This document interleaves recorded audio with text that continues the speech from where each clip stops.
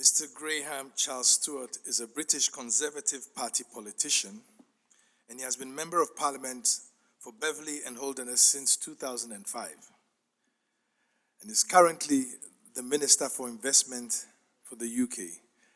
He has a long list of accomplishments, which if I were to start and delve into, we'll probably be ending at lunch. So I thought I would just cut it short and leave him to deliver the goods himself. But I assure you, he's an extremely accomplished person and understands the landscape that Ghana wants to put together. Mr. Stuart.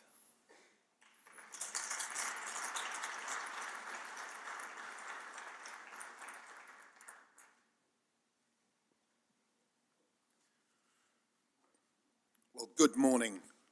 It's fantastic to be here again because I was lucky enough to be here the first time 2 years ago.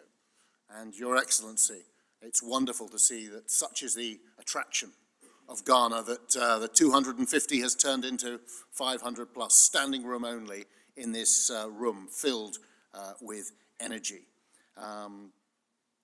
Yofi, thank you so much for that introduction.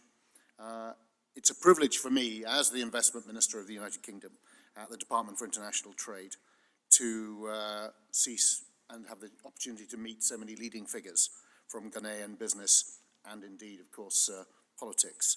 And I'm delighted to welcome President Nana Akufo-Addo to London today, alongside such a senior delegation with the Minister for Foreign Affairs, the Minister for Finance, and the Minister for Trade and Industry, with whom I've just had an excellent bilateral conversation this morning. As I say, to be here 2 years on from that first event, to see the momentum that is growing is a great privilege for me.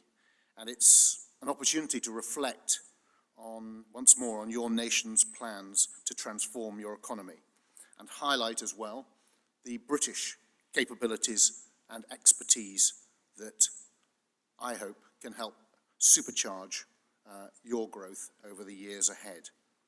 Because it's, for the British members of the audience here, it's worth noting what a remarkable economic success story Ghana is, even within the context of an African continent where so many economies have expanded at an incredible pace over the past decade. Ghana has exited the IMF program, maintained fiscal discipline, and delivered strong growth. And this success has been driven by oil production, but also by Ghana's increasing financial services reach, together with your fast expanding international trade ties with partners, including Britain. Our bilateral trade was up by a staggering 20% last year, standing at £1.3 billion. But that just indicates the massive potential for future commerce between our nations. And as has been said in the introduction, yesterday's Africa Investment Summit, which I spent some months helping organise with colleagues across government, was a restatement of the UK's commitment to Africa. And you like a recognition that we need to do more. We've got to do more to bring the opportunities that Africa offers to British business and British society more to the attention of people in the UK and foster partnerships going forward. So yesterday, as far as I'm concerned, was very much the beginning of that reset rather than the end of any process. Critical infrastructure projects are springing up across Ghana, forming the solid foundations upon which your long-term growth and industrialization can be forged. And in many ways, this great economic change is symbolized by the stunning new terminal planned for Kumasi Airport, colorfully painted like a giant kente gown in the distinctive patterns of the Ashanti region. Its space-age design embodies both the richness of your country's unique cultural heritage and its commitment to a high-tech future. Now, like many of you, I'm a seasoned international traveller. It comes with the job of being a trade minister. But normally I'd count myself lucky if there's somewhere in the airport to grab a decent cup of coffee, and queues for security aren't horrifically long. But what makes this super modern engineering project special, partly, is that at the heart there's a partnership between the UK and Ghana. A British firm, Contractor UK, is helping to turn this plan into reality with financial backing from the UK government. And it reflects the optimism, ambition, and entrepreneurial zeal of the Ghanaian people. Through our award-winning export credit agency, UK Export Finance, Britain is providing £40 million worth of financial support for Contractor to help build the project.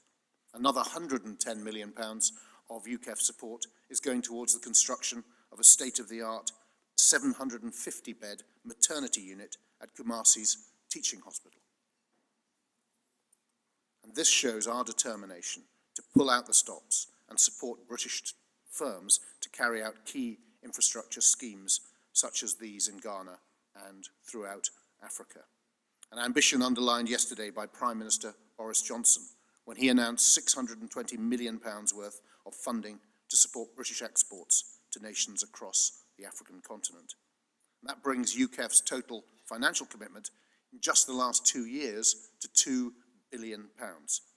Britain is one of the biggest investors in Africa, and UK firms are right at the forefront of developing new business ventures across the African economy. But we are determined, and yesterday's summit and our support, sir, for today's excellent event is a sign that we want to go further and are ambitious to do more. Now, of course, this progress is particularly to be observed in Ghana, where companies such as Blue Skies, a UK investment backed by CDC, employs 3,500 people, exports juices to the UK. Large British institutions such as Prudential and Standard Chartered are also working with Ghanaian partners to grow their businesses significantly and so contribute to Ghana's success. From textiles to tea, chemicals to cocoa, machinery to medicines, fish to pharmaceutical products, trade and investment between our nations is dynamic, varied, and deeply entwined. There really hasn't been a better time to trade with and invest in each other's economies. Now, we are a global leader in the UK in innovation and sustainable infrastructure, one of the priorities highlighted earlier on. Britain offers precisely the kind of world-class capabilities and expertise required to help Ghana and other African nations tackle many of the key challenges to economic development. British firms offer a network of excellence in design, master planning, project management, and financing, together with cutting-edge professional services from accountancy to legal advice. The City of London is the world's preeminent centre for cross-border finance. It's the world financial centre, and investment from London can help provide access to the funding firms need to kickstart innovative infrastructure projects that are changing lives for the better across Africa, as well as making, of course, those airport experiences both more pleasurable and more inspiring. The British government is determined to deepen and strengthen the commercial bonds between the UK and Ghana through the Strategic Economic Partnership Agreement our two nations signed last May. This ambitious initiative is already leading to new opportunities, with the UK's National Mapping Agency, Ordnance Survey, for example, discussing a deal to develop a fully digitised map and land registry of Ghana, and the London Stock Exchange agreeing to enter into partnership with the Ghana Stock Exchange. So this fast expanding economic relationship between our two countries is also being honed and focused by the UK-Ghana Business Council, which has brought our governments together to find ways to reduce barriers to trade and drive growth. Now, the UK, as has been referred to, is just days away from leaving the European Union and embracing its new role as a truly independent, outward-looking, free trading nation. And in that circumstance, we will strengthen our ties with Ghana, as well as other fast-growing economies globally. Now, as one of Ghana's most famous sons, Kofi Annan, the then UN Secretary General, said nearly 20 years ago, open markets offer the only realistic hope of pulling billions of people in developing countries out of abject poverty. So it's only open markets that offer that hope. And that's why I'd like to praise the government of Ghana, and indeed you, sir, as president and leader, for its work in recent years to lift barriers to international investment, including through its national digitization program and your ambitious vision of a Ghana Beyond Aid. UK businesses are already helping to deliver Ghana Beyond Aid, such as Aqua Africa, which is a project aimed at raising thousands of people out of water poverty, or BHM's work to help upgrade the Tema Aflo Highway. We want to support the Ghana Beyond Aid initiative and support your vision, sir, of becoming the most business-friendly economy in Africa. Now, I think 2019 was a good year for Ghana, with thousands of people from your global diaspora visiting for your year of return and celebrating what modern Ghana has to offer the world. Do you know what? 2020 promises to be even better, because Ghana is set to become the new home of the African Continental Free Trade Area Secretariat, and your nation is one of the leading markets for trade and investment in Africa. The vibrant economic partnership between Britain and Ghana goes from strength to strength, but the challenge for us now is to prioritize our efforts and be honest with each other about where we can do more and work towards clear, common priorities.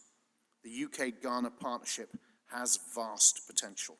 So let's work together, keep pushing the boundaries of economic change so that we can embrace this great period of transformation in the global marketplace and do it together. Thank you very much.